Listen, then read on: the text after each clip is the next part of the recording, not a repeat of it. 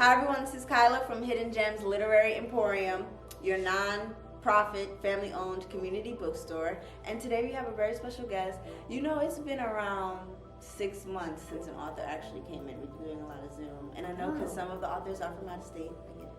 But the New Jersey authors always take time to come out, so we appreciate that. I'm glad to be here. Oh, yeah. It's a lovely place. So Meredith Villano is the author of this book, Warriors Eat Alphabet Soup. And it's also, let's give a shout out to your illustrator. Yes. Illustrated by Natalie Vitz. Natalie Vitz. Very, very cute.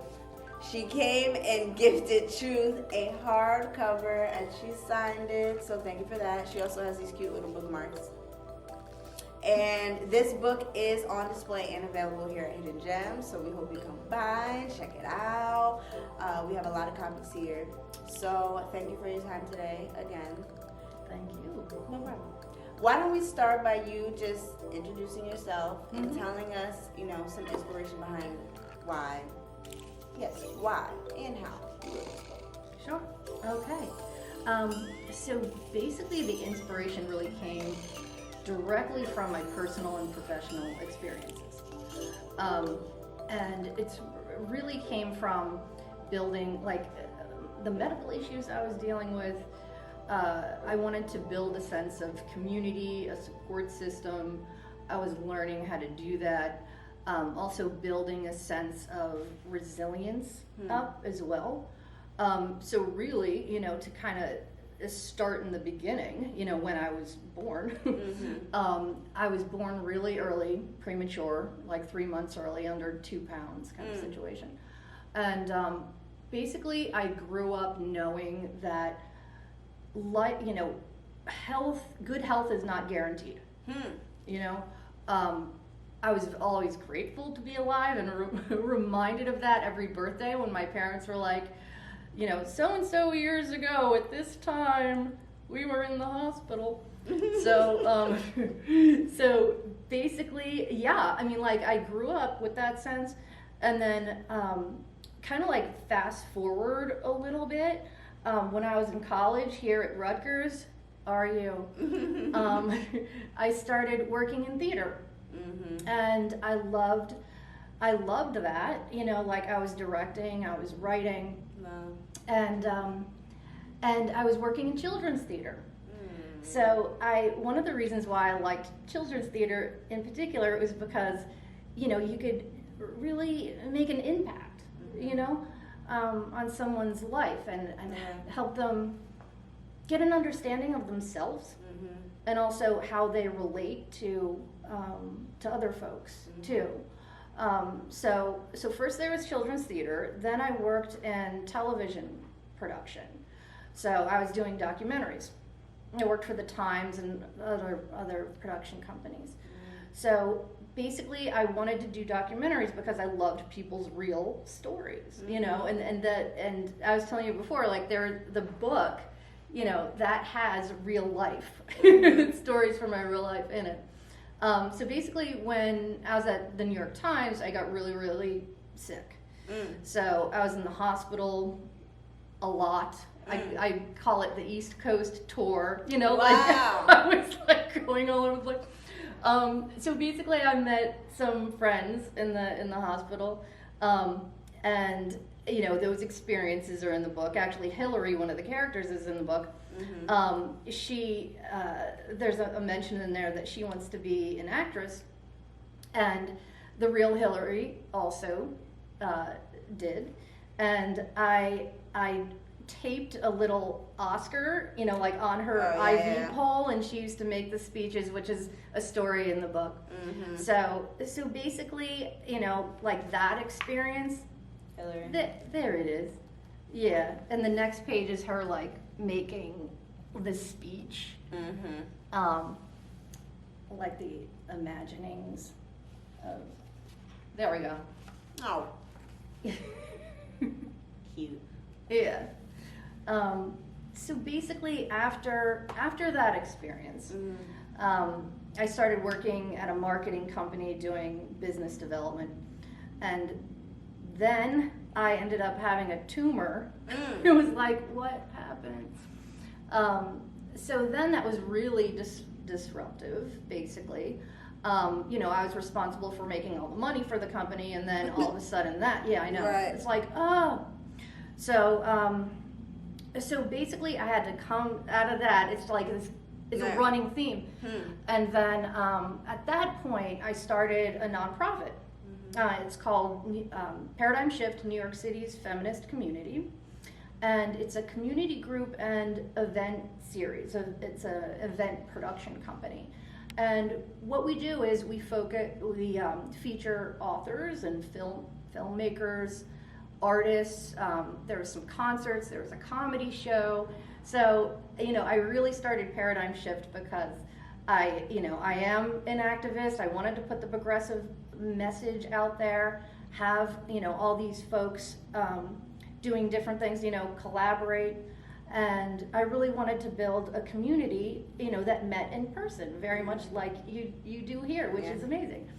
And I also wanted to help all these organizations by building a partnership network, sponsorship, and really just help the smaller organizations, you know, leverage each other's resources. Right. So right after I started Paradigm Shift, I started my own business. Basically, I left the marketing company, and now I'm an independent contractor. I'm a benefits consultant. So I do a lot of my work with Aflac, you know, the duck, right? The duck. Yeah. So everybody knows the duck dancing around and all that jazz. So basically, what I do now is I help my clients, like when they're sick and hurt, and I help them get money, because the Aflac policies, that's what they do. They pay cash straight to the folks. Shameless plug. Right.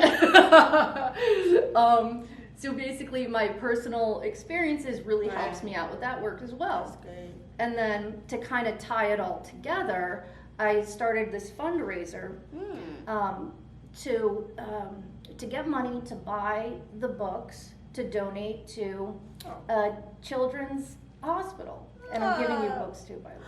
You are? I'm giving you books. Thank you. I'll ship them. Thank you. Yeah, so now the kids seeking treatment at the cancer center, you know, have the book, and the book is, it's geared towards kids that are sick and their parents, and help them deal with kind of processing that, and you know, gain strength from their friends and their family. But it's also geared towards parents. Right. Because they need to help communicate to their kids, you know, what's going on here. Yeah. I mean, that brings us to today. So that's the inspiration comes in many different forms throughout my life there. And this was made in 2017. Yes. Yeah. But how relevant it is today. Yes. I mean, COVID hit, you know, obviously a little bit after that book, but yes. I mean, like, these issues are now brought to the forefront of everybody's mind. So, yeah, I mean, I'm glad that I have this book at this time, you know, as well, to help folks.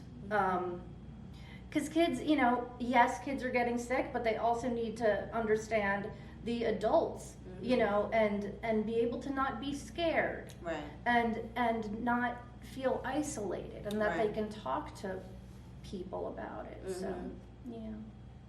Warriors Eat Alphabet Soup promotes empathy, reduces fear of sickness, aids parents during a difficult time, and celebrates the joy of spending time with family and friends. I know that's right. Do you eat soup often? Yes. Okay. Because when we got the book, we said this must be her favorite food. Yeah, it is. You know why? Because it is comforting, but it's also easy and quick, and it comes in a can, and I can microwave it because I don't really care about cooking. Right. You know, my husband Raymond is a chef. Oh. Absolute chef. So when we met, I was the microwave bowl. Well, not the microwave bowl cook, but the microwave cook.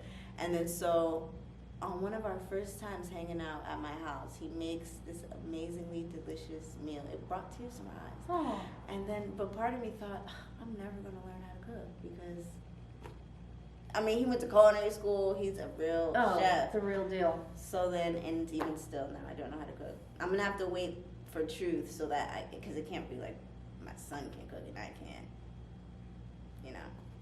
Yeah. We also like soup. Onion soup is our favorite though. Yeah. And my mom actually, so my parents are featured so let's show the parents. in the book. So this is These my are the real parents. mom and dad. That's what they look like.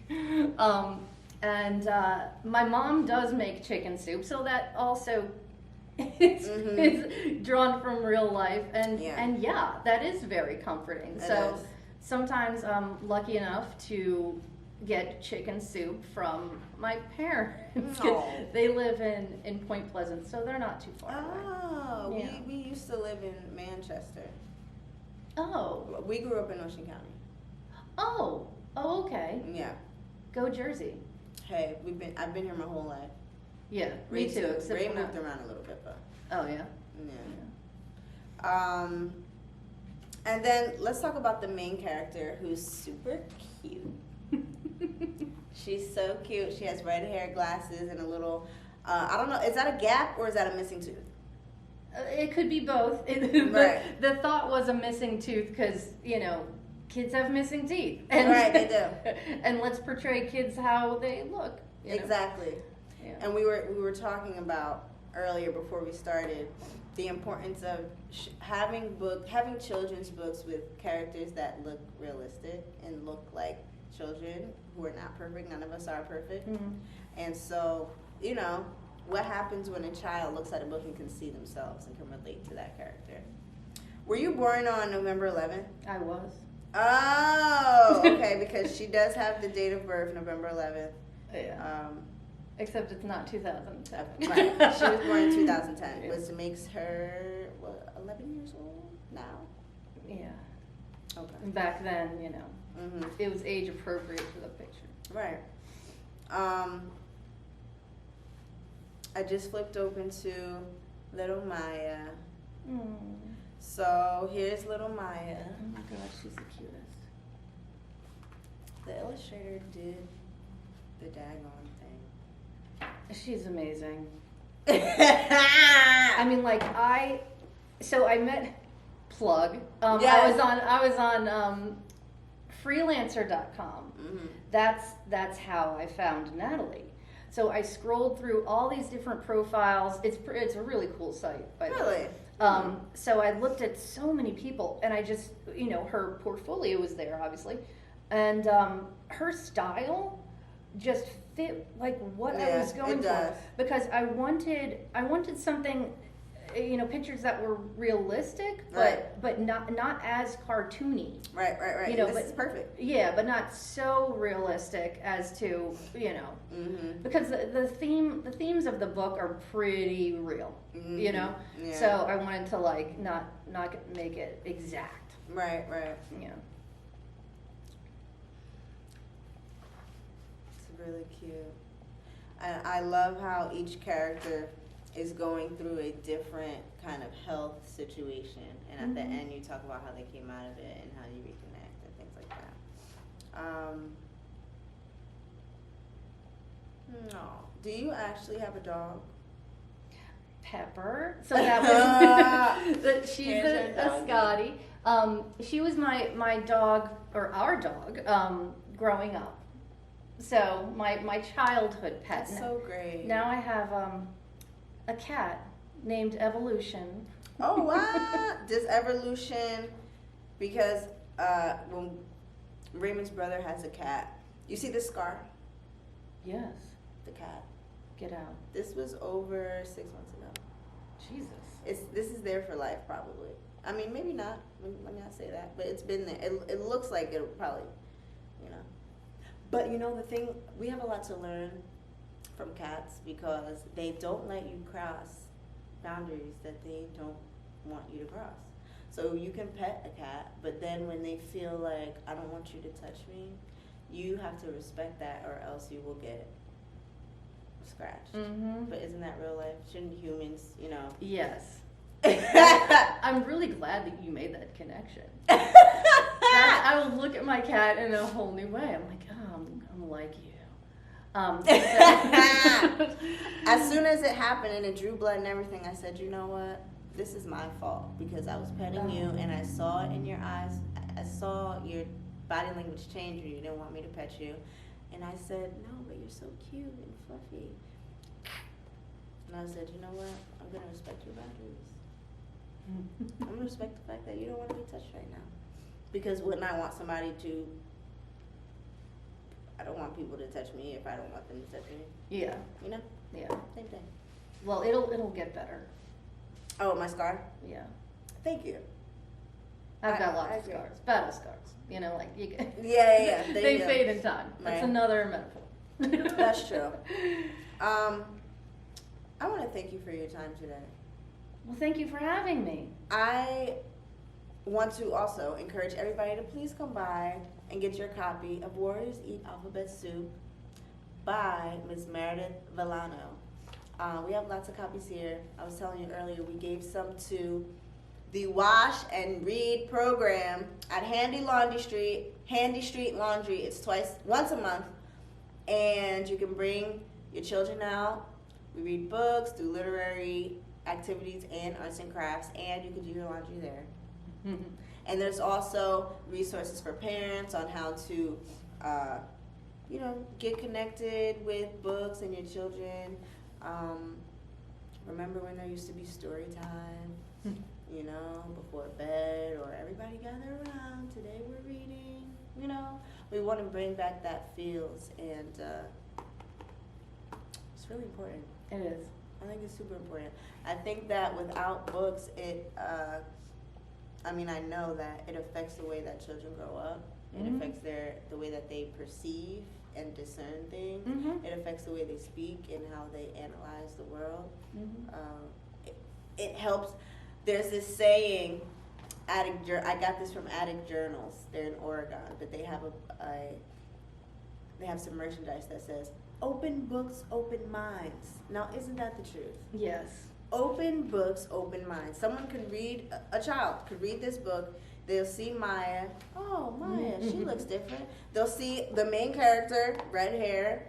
Hey. Yep. Different and beautiful. Big red hair. Yeah. Exactly. And there's 2 gay dads, by the way. I saw that. Oh, okay. Yes.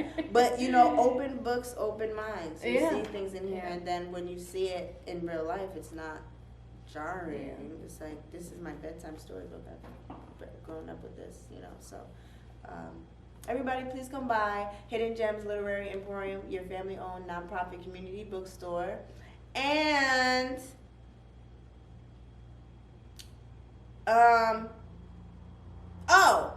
I always ask this question last. If anybody wants to send you a review or a comment, or maybe they want to send you an email or a message that says, this book really helped my child when we were going through something, or, thank you, or maybe they want to ask you more questions, how can people connect with you online? Okay. Thank you for asking that, by the way. Yes.